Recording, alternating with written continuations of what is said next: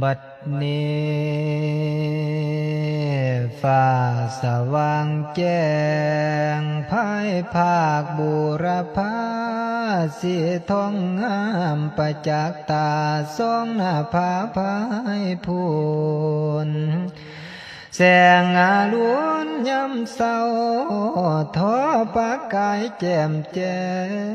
งมีบ่แก้มพันพายหักงามขายดังสวรรค์อุปมาศาสสันน้ำนอพระสังฆาผู้เพิ่นเป็นนาริยากิเลสตายไว้แล้วมโนใสพูดแผ่วไทยดวงกว้างกระจ่างเปียบประดุจลังทางหน้าผ้าแจงนั้นแจ่มใสมวลมนุษย์สาโลกไตผู้เที่ยวทองสงสารลอยลำธารตัณหาแวกชลากระแสคืนผู้ใดบืนเพียรใดพยายามตั้งท่าอดสาทนแบกไว้ก็ไม่พอฟังประสงค์คือหลังองค์พุทธเจ้าผู้ถึงฟังนิโรธาเพิ่นหักเพียรไล่ลากิเลสมานานลำกุศลกรรมได้ทำไว้สงไขแสนสาจึงสามารถดวงผลได้เห็นส่วนโมฆะธรรมพวกเขานี้จังแม่นดีเลิศดำได้นำซองของสวรรค์เกิดมาทันคำสอนยอดพระคุณผู้บุญล้นเป็นกุศลเฮาแท้แต่บุพเพเพียรภาคหากว่าบุญบ่ก่อไว้ใส่แล้วสิพบพานโศ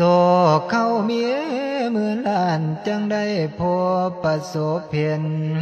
อยู่มือ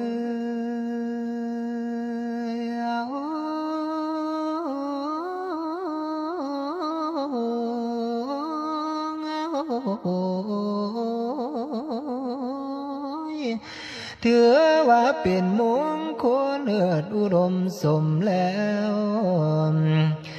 จังได้มาเห็นแก้วมาคุณนั้นลำค่าแนวเปรียบบ่ได้รักษาไว้คอยท่านอมเอาท่านศีลเป็นหัวล้อมนั่นพร้อมพำภาวนา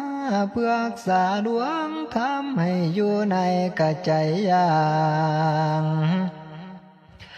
ท่านนั้นเป็นหลักตั้งเอาสีหลังเป็นลวดคายภาวนาเป็นดังคายเพดานกังนั้นก็ความองค์พระธรรมสี่อยู่รวมสถิตแห่งฐานจิตจึงประสงค์จำนุ่งคิดนั้นข้าควรประมวลไว้สิสมใจมนุษย์ตังนิพพานังสิพ่อพานถึงเนียพานดังเบา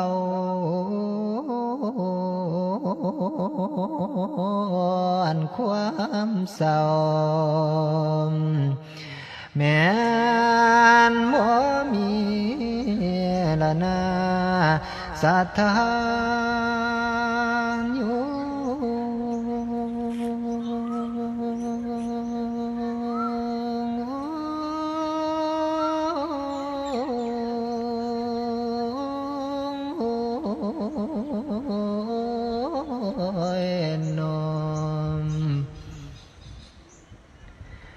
ต่อ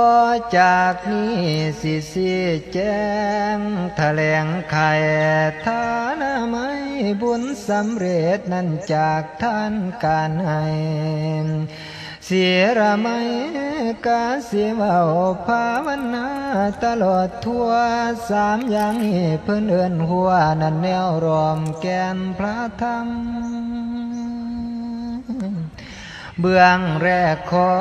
กล่าวยำภายภาคฐานะไม่